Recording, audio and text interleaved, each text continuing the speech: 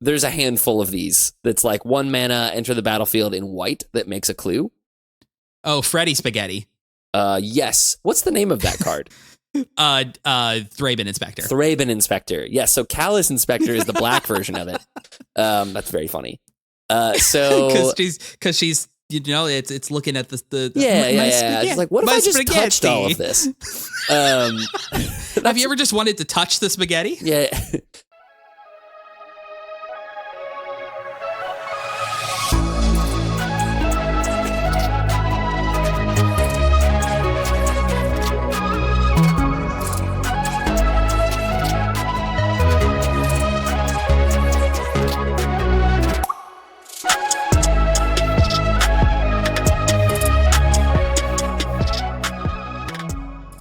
Friends, as we bring this chapter of Avatar: The Last Airbender episodes to a close, we have, as always, one of my favorite episodes. It's the Cards You Missed episode here on the MTG Thoughtcast. Thank you so much for clicking. Thanks for tuning in and joining us as we talk about some really, really sweet, underrated, under rarity cards. These are cards at the uncommon and common rarity that make up a huge portion of decks that we brew and decks that we build that you might have missed some of these really sweet text boxes on some of these uncommons here from the Avatar: The Last Airbender set.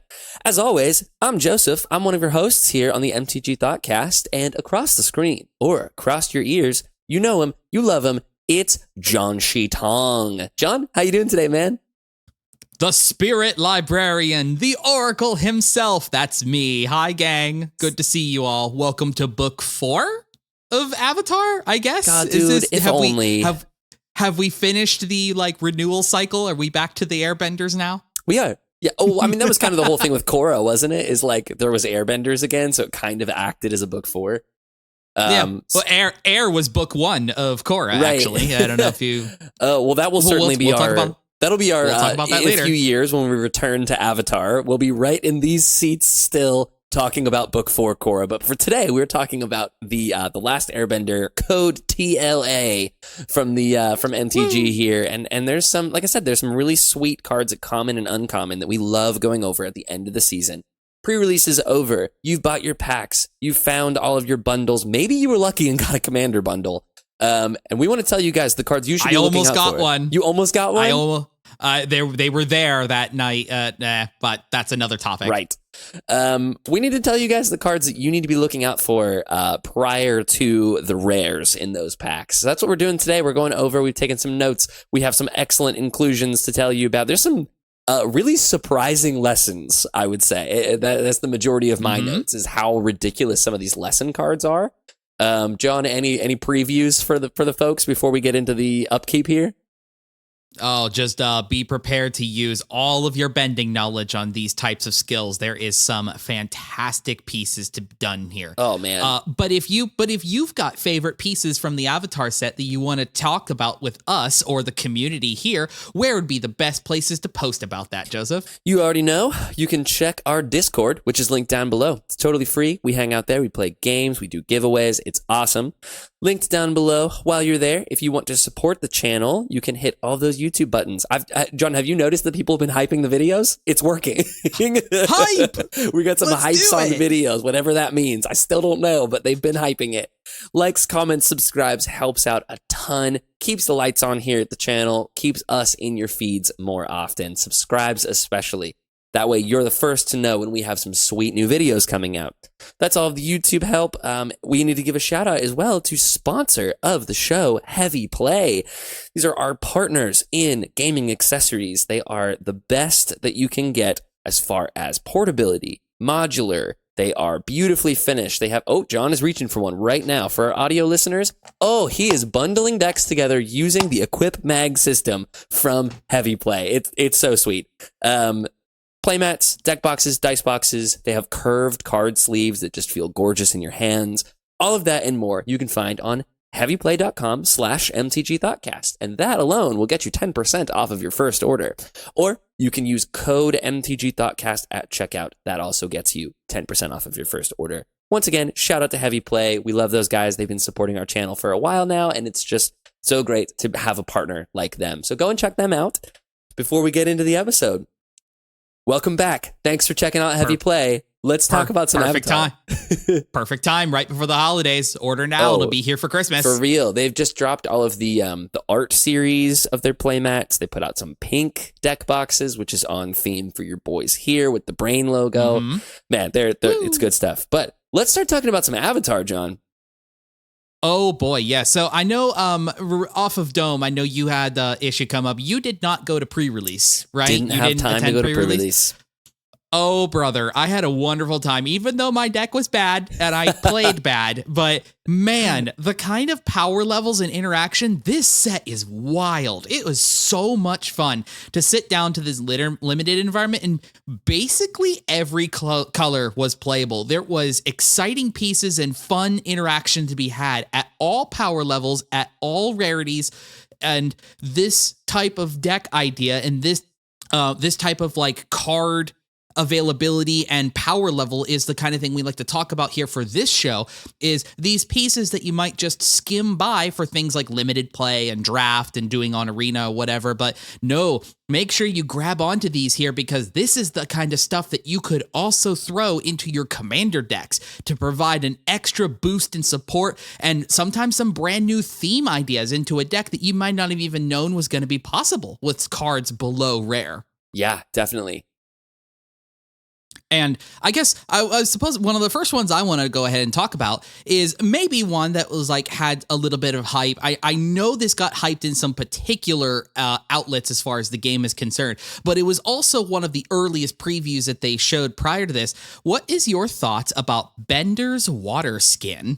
Oh, yeah, I actually almost put that on my list, but I do think that it has been covered and talked about enough to the point where I don't consider it to be an underrated card. It's an unbelievable card. I mean, it is obviously is made for the waterbending abilities in limited and in standard or whatever. Mm-hmm. But the usefulness of having a mana rock that untaps on everybody's upkeep is so strong. Really great because you can use it on your turn and then it untaps to be able to use instants or activated abilities or things like that. It's obviously, I'll mention it real quick. It's a 3-mana artifact that taps to add a mana of any color and then untaps on everybody's upkeep, including your own. Each opponent's untap step. Yep. Yep, artifact untaps during each player's untap step. Yep, correct. Yeah. The use that I found with a card like this, because I played one in my deck, is just like, you get to drop this down for 3, potentially follow that up with either like a 1 or a 2-drop play, and then it untaps during that opponent's next turn that you get to leave up your interaction pieces after that point. Just being able, it's the power level that you see behind with the cards like Bear Umbra and Wilderness Reclamation and the Sword of Feast and Famine. The things that let you play your turn unrestricted, knowing that you're going to have access to mana during the off turn. These types of things should not be underestimated. Even with this just being a, for lack of a better term, a bare bones manolith, like without like indestructible or anything like that you would see on Darksteel Ingot, just being able to untap, right? We have cards on the Game Changer list that do this kind of effect, right? Seedborn Muse is there for a reason. So yeah, this is like a mana rock that it itself has a Seedborn Muse inside the waterskin. Right. So just like, don't underestimate stuff like this. They can be powerhouses. Absolutely. We talk about this on the show a lot, but the value of seeking out powerful uncommons both keeps the budget of your decks pretty low, but also just lets you play some really interesting strategies that isn't just good stuff, blue farm, shove all of the best rares and mythics into one deck that you possibly can. You get to play interesting cards like this, which is one of the reasons that we love playing Commander so much. The waterskin is really great. And let's say you want to, I'm going to segue out of this unless you had more to talk about the waterskin. Nope, all you, go ahead. Let's say you're playing like a green deck and you have creatures that you want to play, but you also want to play some sweet instants. What's the sweetest instant from this set that you could be playing? I need to talk about Origin of Metalbending here, because this really took me by surprise. First of all, I think that all of the lessons are really cool. I'm so for adding subtypes to instants and sorceries just to give them some extra flavor and extra playability.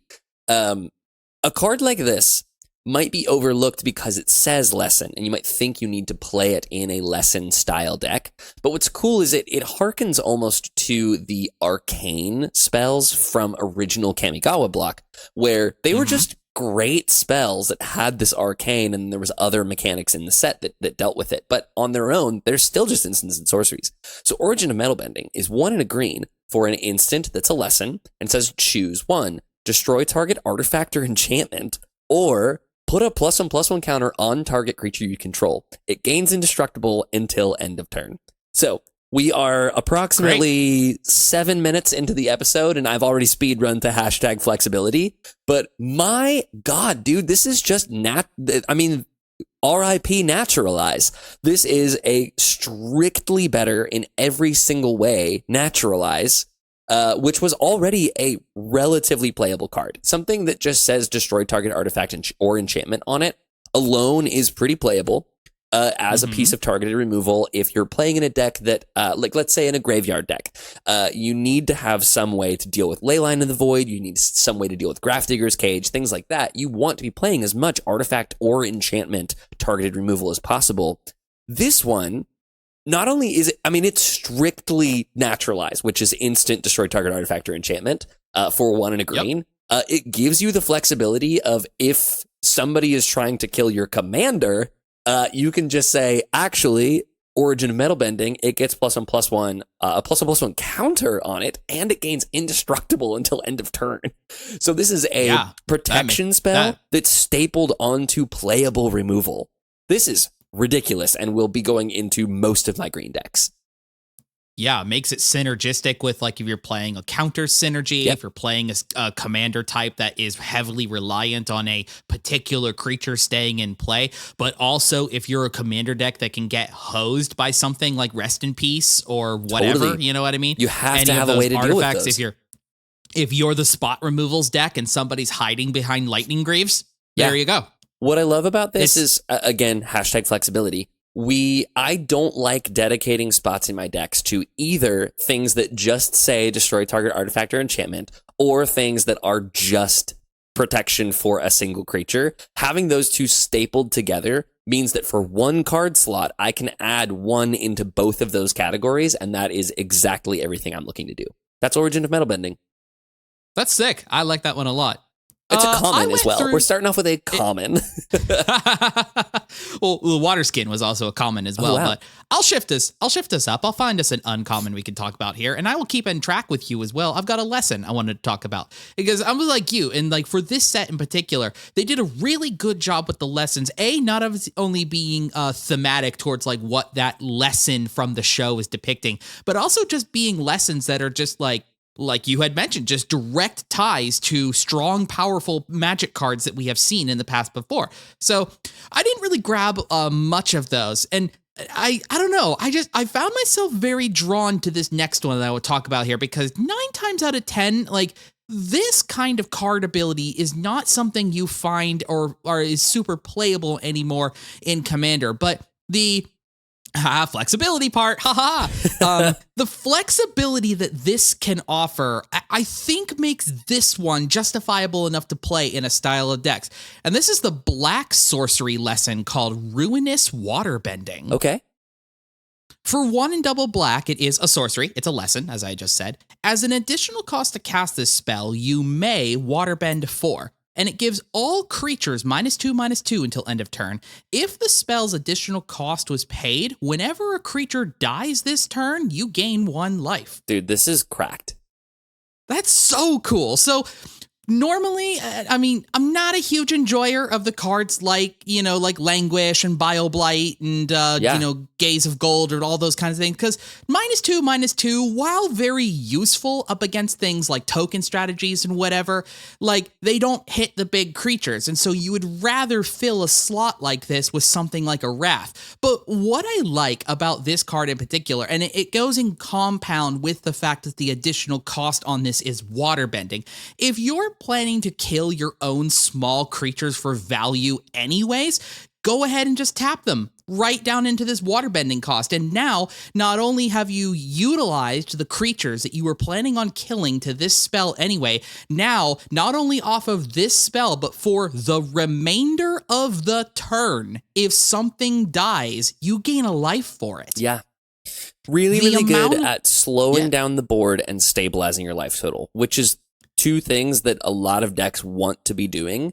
I've been running a bit of an experiment lately where I've been playing Fire Magic in a lot of my decks. It's from the Final Fantasy set, which is the mode that I use the most is Fire, which is the second one, which is 3 mana to deal 2 damage to everything.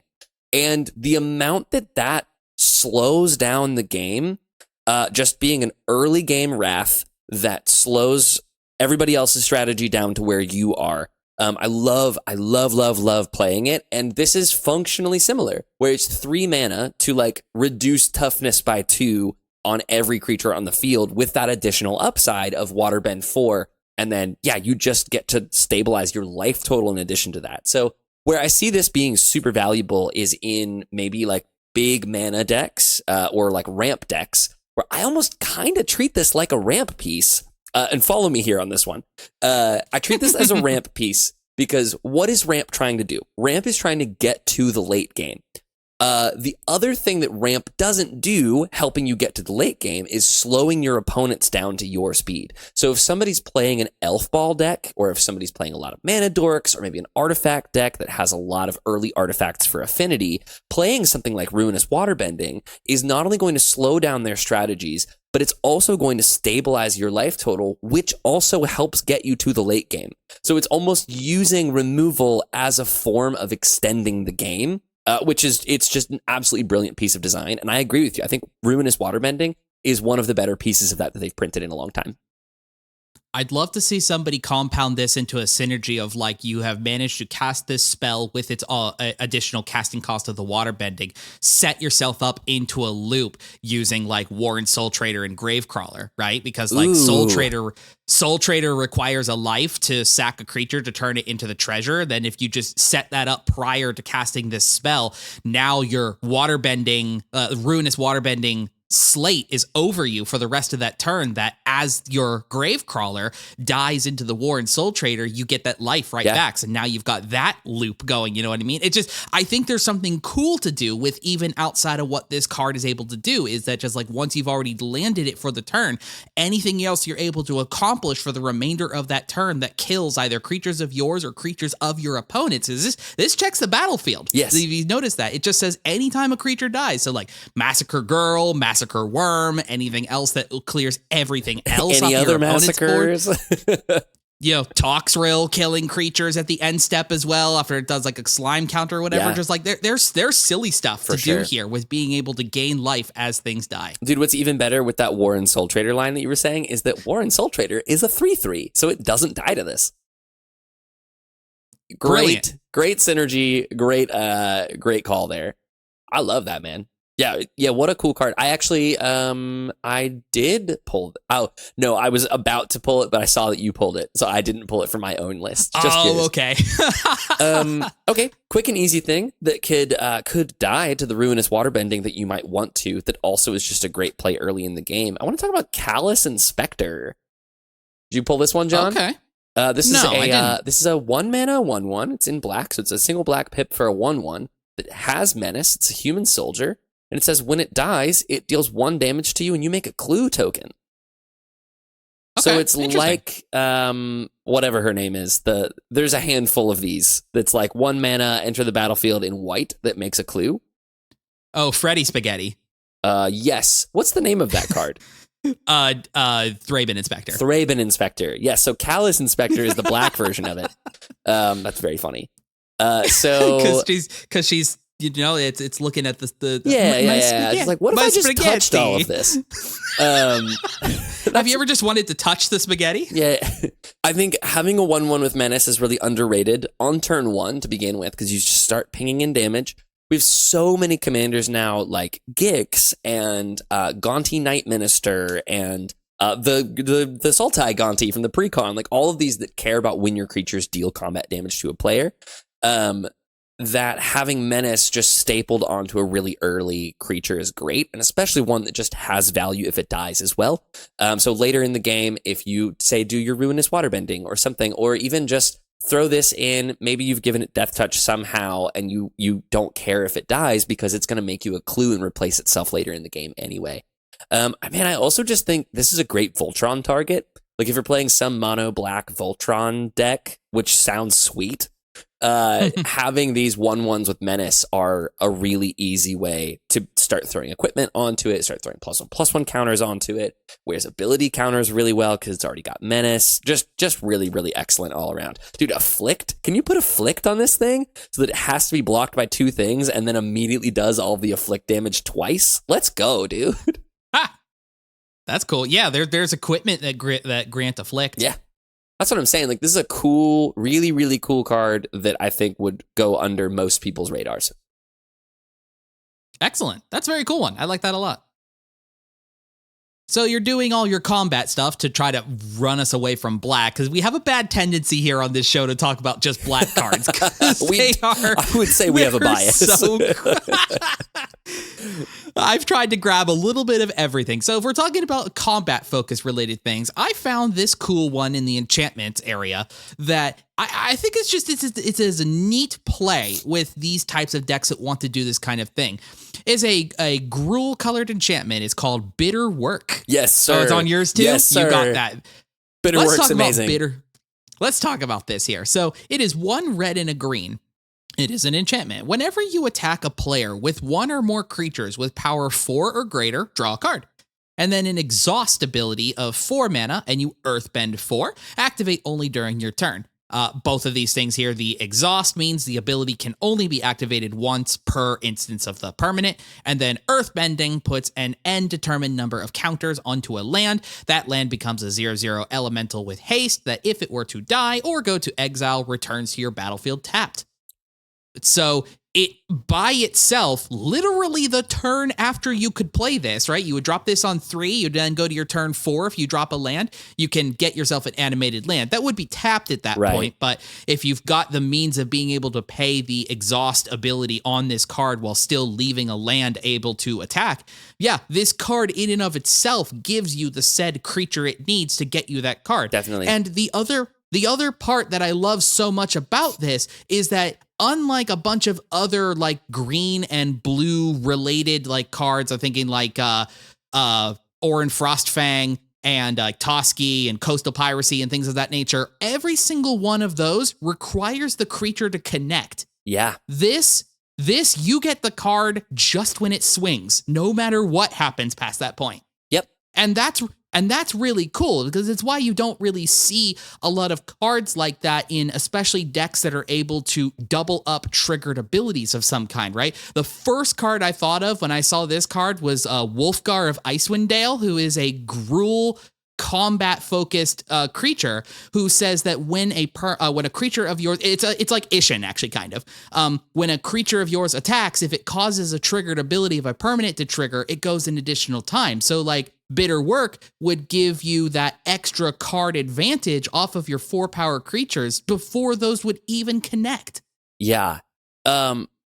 I think it's also important to talk about the way that this is worded of when you attack a player with it, so that can grant you up to 3 triggers of this on its own by attacking your 3 opponents with creature power 4 or greater. Dude, they just typically don't give us this amount of card advantage for this cheap. Like, even if you never activate that exhaust ability, that to me feels a bit like some flavor text.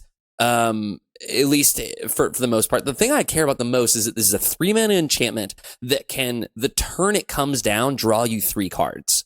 That is ridiculous for 3 mana. Yeah, if you've got the creature, you know, having a bunch of creatures power 4 or greater is obviously a requirement. You know, if you're swinging at 3 players with at least a 4 power creature, you're probably doing okay as far as that game is concerned. Yeah. But just the extra advantage that this gives you, like I said, over top of playing some of those other cards, like say for this color, Toski, that would require you to connect with your opponent first. You don't always know that's going to happen. Right? Exactly. The deck that I thought of that I'm certainly going to be putting this in is my Slime Against Humanity deck. Because that is a deck that is lacking in good card advantage for sure.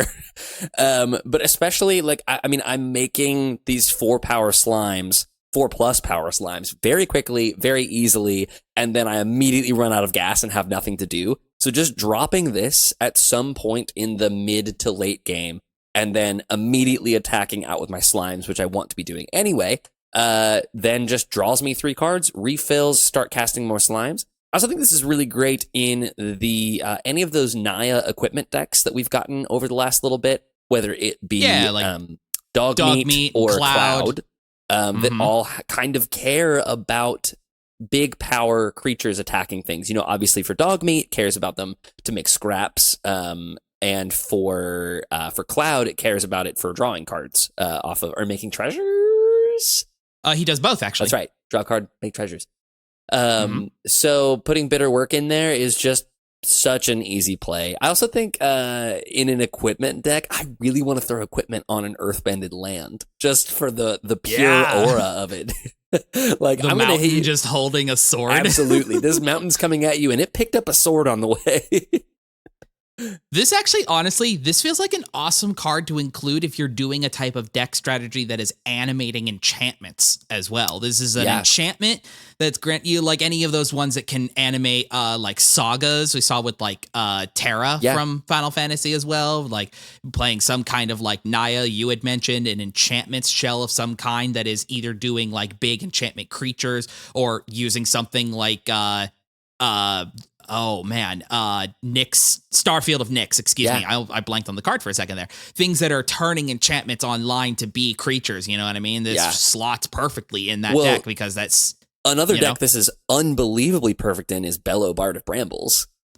Which it is. Because Bellow, it actually sucks that it's not 4 mana because of that. Because it would animate itself to be 4 power. So Bellow animates all of your non-aura and non-equipment artifacts and enchantments into these 4/4 elementals that attack, and when they deal combat damage, draw a card and are indestructible.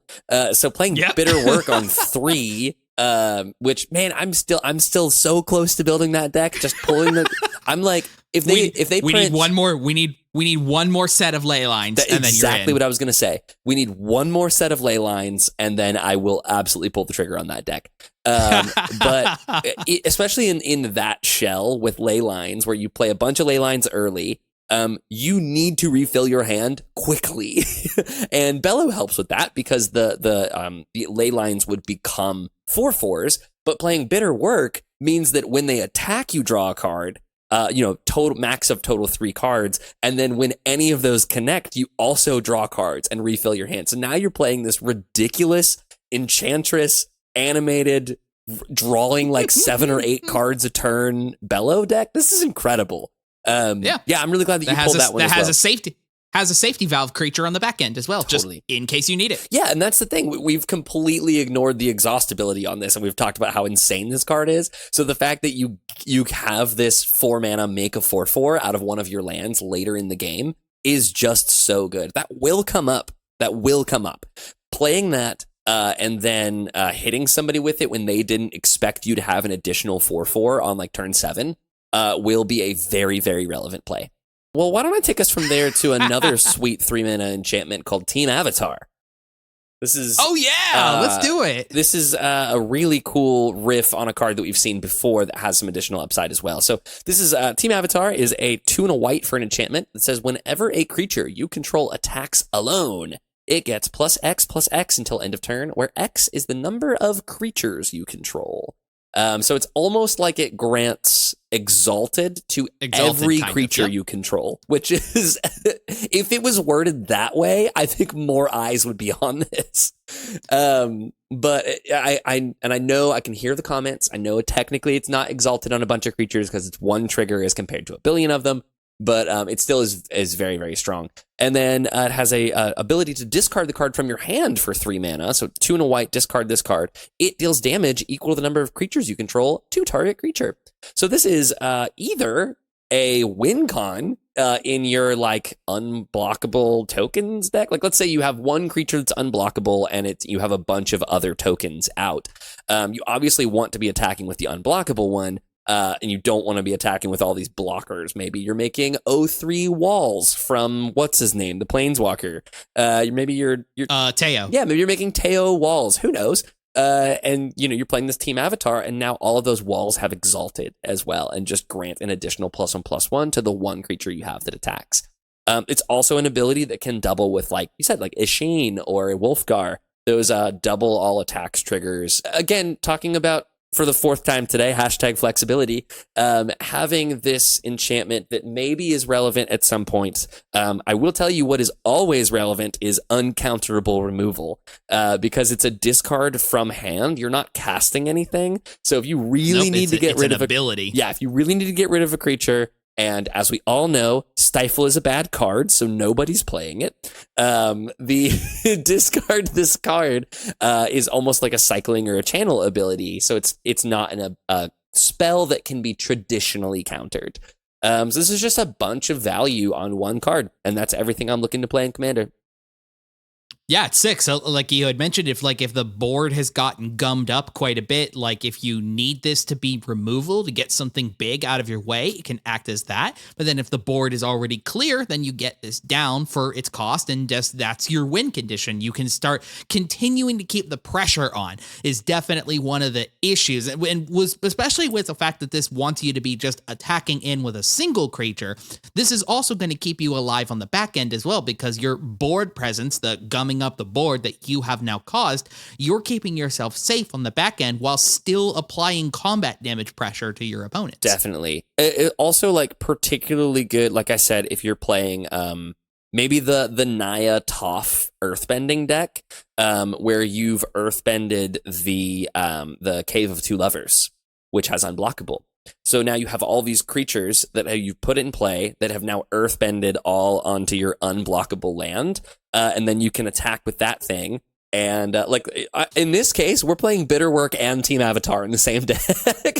Heck yeah! Yeah, so you have this one Voltron unblockable creature that now all of your additional creatures are just giving some extra value to.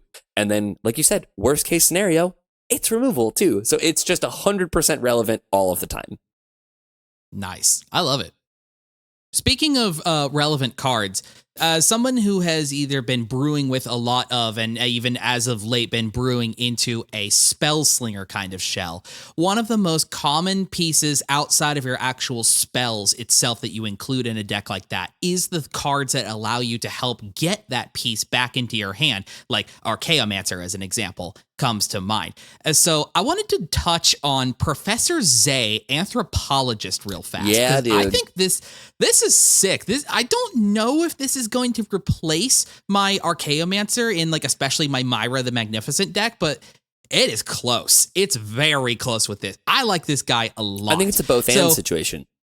Both and maybe. Let me get into it. Let's talk about my thoughts here. So Professor Zay, and this is a common theme from this set as well, that we have a lot of cards at the assorted rarities that have hybrid mana in their cost as well. So these are very flexible as far as their casting cost is concerned as well. So that's really neat for a card like this. Professor Zay is 2 hybrids of either blue or red mana. So whatever combinations of blue or red that you have available to you at your, say, turn 2, if you want to cast this thing, you can get him down, as compared to a card like Archaeomancer that is locked to just blue. If you just don't happen to have your second blue source, oops, no Archaeomancer for you, sorry. But the Professor Zay himself, he's a 0/3 legendary creature, human advisor ally, a tap ability to discard a card, draw a card, and then a 1 mana tap and sacrifice ability on himself. You return a target instant or sorcery card from your graveyard to your hand, activatable only as a sorcery, or activate only during your turn. Excuse me, you can only do it during your turn. Mm-hmm. This is sick. I really like this a lot, right? Because, like, my comparison with something like Archaeomancer is, okay, it's a creature, so you're already casting it sorcery speed anyway. Archaeomancer is a 4 mana creature to get down. Yes. So in in paying this in kind of in increments, you drop Professor Zay down for 2, and then during the turn that you would need to recur that said instant or sorcery from your graveyard, he's just a mana and a sacrifice away from being able to do that to you. And that helps you, because an issue that I have found with playing cards like Archaeomancer is that you spend the bulk of your mana for that turn to recur that said, say, removal piece or card draw spell or extra turn thing or whatever, you know what I mean? So like you can sometimes get yourself in a mid-game situation where your mana for that turn is spent just recurring that instant or sorcery. Professor Zay, not only can you let him get down early and he is a decent blocker against tokens, not bad. Just during the turn rotation, you do a discard draw for no additional mana. All that requires is just tapping, right? Yeah. That's like obviously Merfolk Looter is able to do a similar kind of thing of drawing a card, discarding a card, and other cards that act like him as well, like the flippable Jason, whatever. Mm-hmm. But just this having important access note, to, though, that this is a rummage and not a loot, because you have to have a card in hand to discard as a part of the activation cost to draw the card. So you have a little bit less options in what you're discarding after you've drawn the card, like with a Merfolk Looter, but it still is kind of its own cool thing. Yeah, I don't mind rummaging. There's so few times. If I have no cards in hand, I'm probably not activating Merfolk Looter either, because then it just becomes mill a card. Anybody just make some kind of Grixis or whatever colored Mayhem deck from Spider-Man? Here's a fantastic new friend that allows you to discard a card at no additional cost to get another one into your hand and puts a card into your graveyard for later. That if, let's say, you hypothetically can't do that card right there, like I had mentioned, during your turn at any time. And that's actually, I'm noticing that about the card as well, that it only just says activatable during your turn. So not just necessarily locked to sorcery speed. This can allow you that maybe during combat, while you're in the middle of attacking, if your opponent tries to go and do something, you can do Professor Zay's get something back from your graveyard that your opponent may not have seen coming, I suppose. They can obviously see Professor himself down on the battlefield, but if they have forgotten what you have in your graveyard and you're just in the middle of combat and they're trying to blow you out with some Aetherize, like say as an example, you know what I mean? Oh, I'm going to blow out all your attackers. Nah, I'll middle of combat, sack Professor Zay, go and get my own counter spell or, whatever, and negate and stop the spell that you're trying to do during the middle of my combat. For sure. Well, and if you have a piece of removal in your graveyard, an instant speed piece of removal, you've just got that loaded in the chamber that you can just pop for. You basically can cast it from your graveyard for an additional mana. You know what I mean? It almost weirdly acts like a Snapcaster Mage in that way. A card that it's really similar to, which is one of my favorites from the Dominaria United set, is Vohar Vodalian Desecrator. I think you probably play this in your... Maybe you don't. This is blue and it's blue and a black for a 1/2 that has a draw discard ability. So it has a Merfolk Looter ability on it. Draw discard. If you discard an instant or sorcery card this way, each opponent loses a life and you gain a life. So it's similar, where it's a looter that cares about instants and sorceries. And then for 2 mana, you can just sacrifice Vohar and cast an instant or sorcery from your graveyard. But you can only activate it as a sorcery. So it actually grants flashback to a card in your graveyard similar to a Snapcaster Mage. So what I love about our friend Professor Zay here is it is very similar. In some world where they've decided to change the hybrid mana ability in Commander and Color Identity, you could play both of these in the same deck because this could technically be mono blue. I really hope that doesn't happen, but Professor Zay, has that rummage ability that's just super simple, and then it's a mana less to do functionally the same thing of bringing the card back to your hand and then being able to cast it, which is even stronger, I think, than casting straight from the graveyard, because you can hold on to a card. Like, let's say somebody is, like you said, doing an Aetherize or some type of instant speed board wipe on your turn. You then just have access to pop this, bring an instant or sorcery back to your hand just as value as compared to having to flashback something. Yep. I mean, just other really cool things about this card itself, right? He's got 0 power, so it's tutorable on stuff like Imperial Recruiter. Oh, and yeah. it's also 2 mana in the graveyard, so it's recurable with stuff like Unearth. Yes. I love that, dude. Oh, you could. Oh, there's actually. Can you make it? Hold on. Can you do an unearth loop with this? Hold up. I just thought of that off dome. That's great. You That's could crazy. pop him, bring unearth back to your hand, cast unearth. He comes back. If you have some way to grant haste and make a mana, now we're like five card Grixis Christmas land, but that's your favorite flavor. Perfect, dude. What more could I want? Oh, I don't know. What else could you want? Well, speaking of combos and loops, this just in, Basking Brood-Scale is a broken magic card, and we have a new combo piece for it. Oh yeah, Long Feng Grand Secretariat is a 2-card combo with Basking Brood-Scale. Long Feng is 1 and then hybrid black-green, hybrid black-green for a 2/3 human advisor that just says, whenever another creature you control or a land you control is put into a graveyard from the battlefield, put a +1/+1 counter on target creature you control. So if you're playing in any type of deck that has blue, why do I keep saying blue? Has black and green has Golgari in its color identity, and you're playing a Basking Brood-Scale combo, throw Long Feng in there because he's another one. The way this works, obviously, Brood-Scale, when a +1/+1 counter is put on it, you make an Eldrazi spawn. You can then sacrifice the Eldrazi spawn, which triggers Long Feng, which you can then put the +1/+1 counter on the Brood-Scale, makes a Eldrazi spawn. And then you just keep that loop going. What's even better is this one of the only cards you could play in the command zone that combos with Basking Brood-Scale? I'd say maybe. I'm not familiar with like everything that Brood-Scale combos with. Brood-Scale combo is Ivy Street Denizen, which is not legendary. That's one of them. It's Rosy Cotton of South Lane, which is mono white.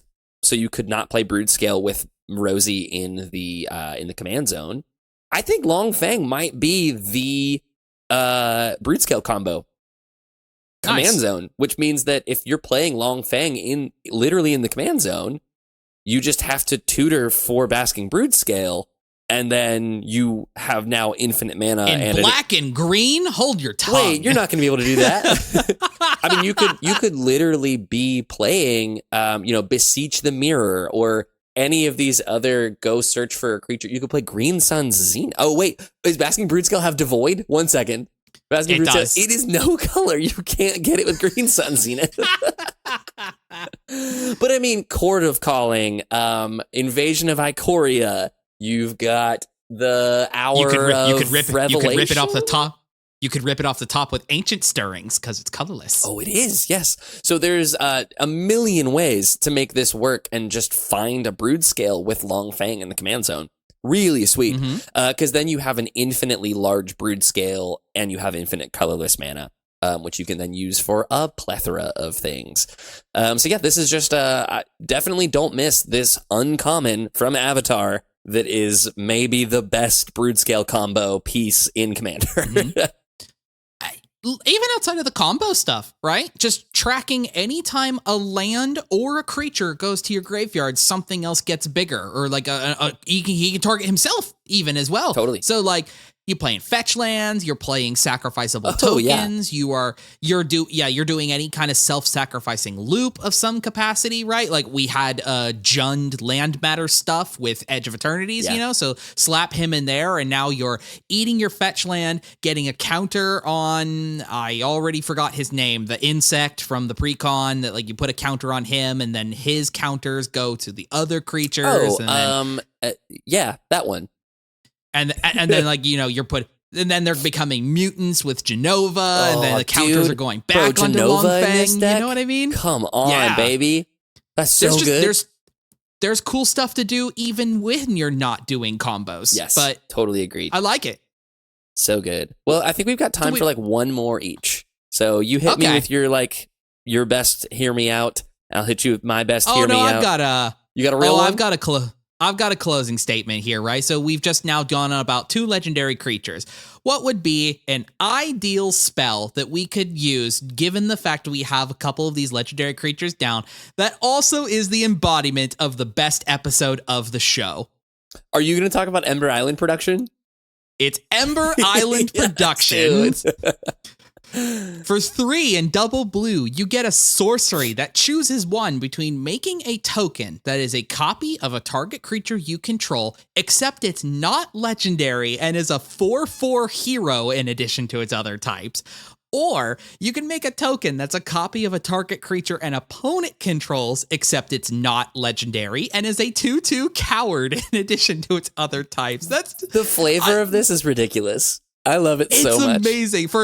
For those unfamiliar, this episode of the show did a sort of tongue-in-cheek parody recap of the entire show up to that point, which, if I'm not mistaken, the Ember Island Players was the episode prior to the finale. Yep, that's exactly so it's like it covered everything that had happened, but from the perspective of the Fire Nation. So like they over-exaggerated and did all kinds of like, there was a whole secret layer actually, Yes. I think may even still be available. But like it was just a fun, the producers of the show being able to take a fun tongue-in-cheek nod to everything they had done prior to that, of like the popular episodes, the characters, the Any theming. plot holes where there's like, whatever happened here, I guess. Did Jet die? Who knows? Right. Oh, it's so good. So on this magic card, you, the producer, either get to make this bold, heroic, I'm the hero of the story, non-legendary copy of something you already control, or, and if I'm not mistaken, this may be one of the first instances that you'd be able to make a token copy of something else you don't already control and also turn that non-legendary. I didn't do the research on that. If it's not the first one, it's one of very few abilities that would do that. Yeah, you can obviously, there are clones that exist for being able to make clones of other people's creatures. And obviously, and like in that instance as well, like let's say you're cloning somebody else's card that is completely off color from yours. You wouldn't even have the like availability to have an extra copy of that creature already down on your battlefield anyways. But if you're populating or if you're making additional clones from there forward, it is important to make non-legendary copies of things. We are also living in a commander building era where there are now becoming staple legendary creatures for the 99. You know what I mean? Yes. How many green decks run Azusa? How many green decks run Toski? Yes. You know what I mean? You would love a second non-legendary Toski. Yeah. You know what I mean? Dude, this is so good in an Ivy Gleeful Spell Thief deck, where you can play it and make a 2/2 copy of, because again, the way that modal spells work is when you make a new copy of it, you get to re-choose the abilities. So you could choose to make a 2/2 non-legendary copy of something your opponents control, and then Ivy will copy that spell, and then you can make a 4/4 copy of a non-legendary copy of Ivy. Oh God! How about with the Riku? Who cares about modal spells? Oh yes, dude. Make a non-legendary 4/4 Riku that now every other like clone, instant, or sorcery you do that has like the modality on it, your one Riku lets you do his selection of things, and your non-legendary one can do a different selection. It's so good. I love this. I mean, you all know how I am. I love a clone strategy, and just this one being this type of card for, I mean, arguably what is a fan favorite episode of the show. I love everything about this. It's goofy. It's funny. You can do some weird corner case scenarios with, again, making non-legendary copies of your stuff or your opponent's stuff. Easily one of my top contenders of my favorite card in the set. Absolutely. I'll close us out here with another fan favorite. It's time for me to argue for the unlucky cabbage merchant, John. Here we go. Here he is. I talked about this on the previews episode and said, I'll see you on the Cards You Missed episode. So this is me holding to my word. The unlucky cabbage merchant is 2 mana for a 2/2. It's a human citizen. When he enters, he makes a food token. And then he has this very strange ability that I think is very abusable, which is whenever you sacrifice a food, you may search your library for a basic land card and put it onto the battlefield tapped. If you search your library this way, put this creature on the bottom of its owner's library, then shuffle. So, what I want to argue here is that this is a lot stronger than it seems, where on face value, it's a 2 mana 2/2 that makes a food token, you crack it, gain 3 life, and then rampant growth. It turns your food into a rampant growth. what it does, Which is cool. which is great and cool. And then it does the whole, like, puts it on the bottom of its owner's library, then shuffle, the whole thing. And the way it's worded, the reason it's worded like that is in case you've gained control of Unlucky Cabbage Merchant. So it puts it on the bottom of its owner's library, and then you would shuffle your own library. So it is worded so that it protects from, like, impossible game states. So what you can do, though, is with the ability on the stack. So you sacrifice a food, ability goes on the stack. You then can continue to sacrifice more food on top of that while holding priority, which will leave Unlucky Cabbage Merchant on the field to keep seeing all those additional triggers go up. So what happens there is then, let's say you have 3 food to sacrifice. And again, you don't have to sacrifice them to their own ability. This can be Clark Clan Ironworks. This can be anything that sacrifices artifacts for anything. This can be, like for me, obviously I wouldn't play Unlucky Cabbage Merchant in the deck, but let's say you're playing a deck that has Casket as one of the partners, where it just wants to sacrifice 3 artifacts. It's perfect. You're playing a Baba Lysaga deck where you want to be sacrificing a bunch of artifacts. Any of these things where you could just get rid of 3 food at once. I would say 3 is my floor for this becoming really cool. You then resolve all of those triggers because they've all been put on the stack, and then you go get that many food for as many as you could trigger while the Unlucky Cabbage Merchant was there. So that becomes like, I mean, KCI is the best version of that, where that becomes like make 6 mana and then also go Rampant Growth 3 times. It's just it's a sweet piece of value. Food decks need some help. They kind of do one real thing. The best of the food decks is the Sam and Frodo partners. Hobbit pair, yep. Yeah, my food deck is Wilson and Master Chef, making food and then sacrificing them to do like fight spells or pump spells, anything that's like bargain, things like that. So having this extra piece in there that's just going to keep cycling through, and then recast him and get another food and do it again, and then maybe now we're late in the game and I can sacrifice 3 food at once, so I can play him again, sacrifice those 3 food, thin 3 more lands out of my deck. I've ramped a bunch. It's just a really great value piece for these food decks, and that's what I love seeing them design, is really unique, really niche cards that help bolster a strategy that's struggling, rather than another really insane value piece that just becomes an auto-include in every deck. He's really cool with anything that allows you to do instant speed. Like I'm thinking like Deadeye Navigator, right? Because like even if you're doing just the single food, you do this trick that you were just talking about of like eat the food to whatever, either itself or you have something else down in play. His trigger goes on the stack to go get you a land and put himself to the bottom. Deadeye, blink him out, blink him in. Yeah. Your thing to go and grab a land still happens. What a weird He's now deck. come back into... Yeah, he's now come back into play, though. Well, I mean, blink him back in off of something, because Come back in, make you're another also food.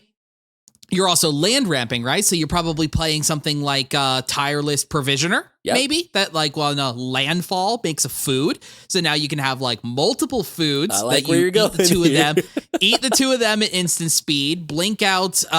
There's another one, Nephalia Smuggler. I think he's got an activated ability for instant speed. He can blink a creature in and out for you as well. So just like anything you can do like that like while that trigger is on the stack, sacrifice him. Yeah. If you're able to eat him to your graveyard instead of going into your library, then he's there in your graveyard, because he's also not legendary. Yeah. I don't know if you mentioned that. Like this is a character who's got a legendary creature in the Jumpstart set, but here in the main booster set himself, he is not legendary. Yeah. So reanimate him, make clones of him, Yeah. duplicate him.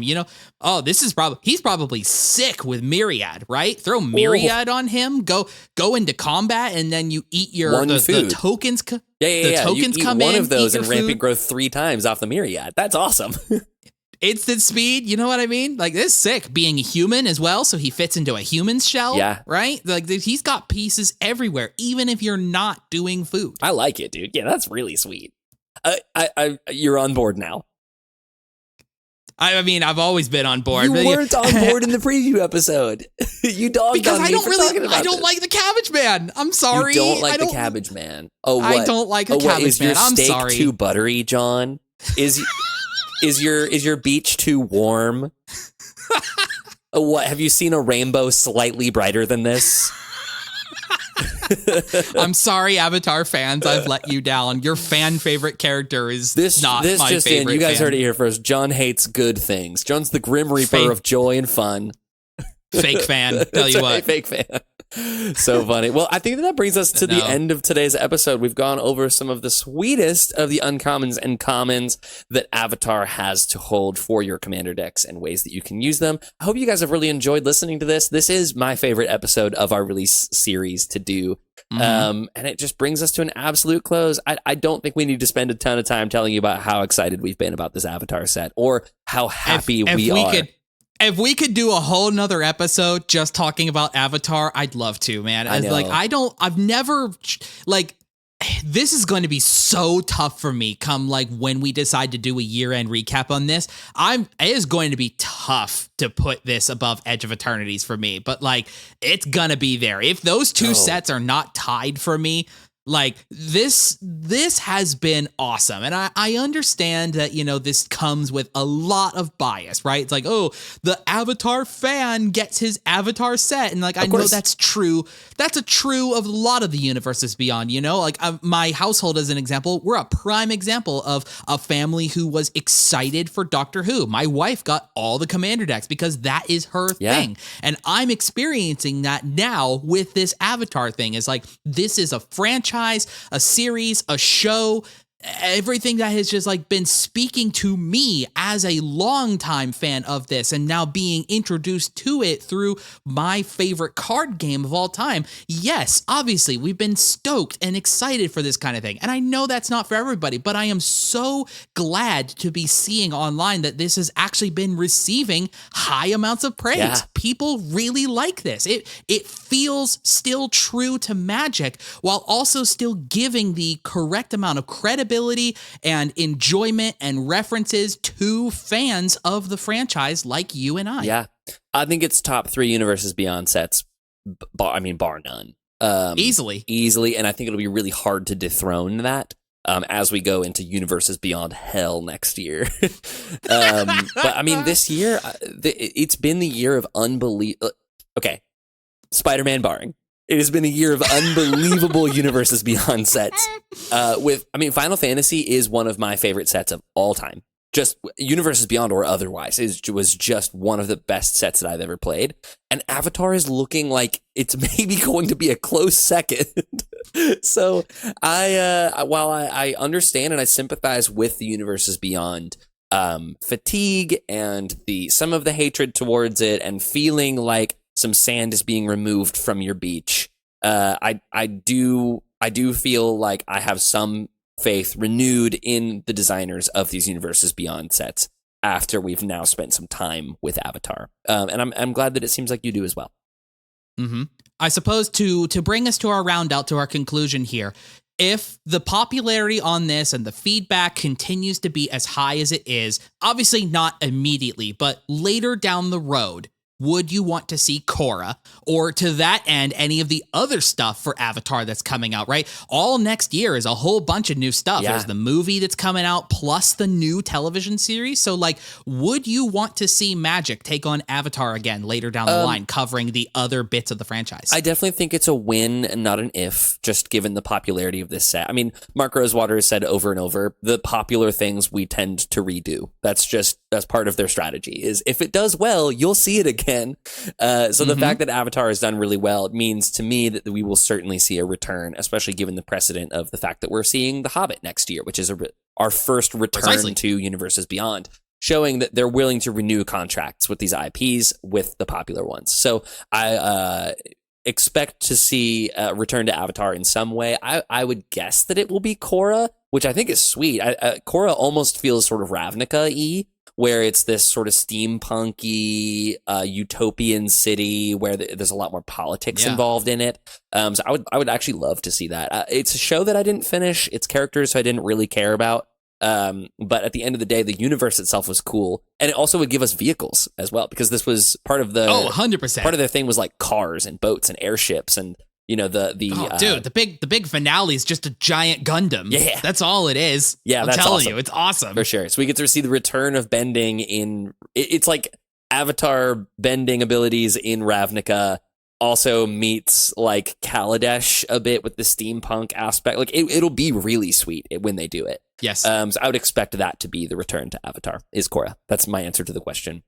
Let us know down in the comments below what of your pre-release cards did we miss out on talking about today. Are there any exciting commons and uncommons that you need to tell us about? Let us know in the comments below. You can also reach out to us on our Discord. That's the easiest place to get direct access to us. You can also find us on Blue Sky. That's our social media of choice. It is at MTG Thoughtcast or at Joseph-Thoughtcast or John-Thoughtcast. They're on Blue Sky. And you can follow along for sure. Subscribe. Be here. There's a lot of cool things on the way. We're steadily approaching 2,000 subscribers, John, and you know what that means. We love doing giveaways here on the show. So if you want to be a part of those, make sure you're tapped into both our Discord and YouTube right here. And if you'd like to, you can send me an email at mtgthoughtcast@gmail.com. Thank you so much for being here. Thank you for listening. This has been the MTG Thoughtcast, and we'll see you so soon. It'll quench ya. It's the quenchiest.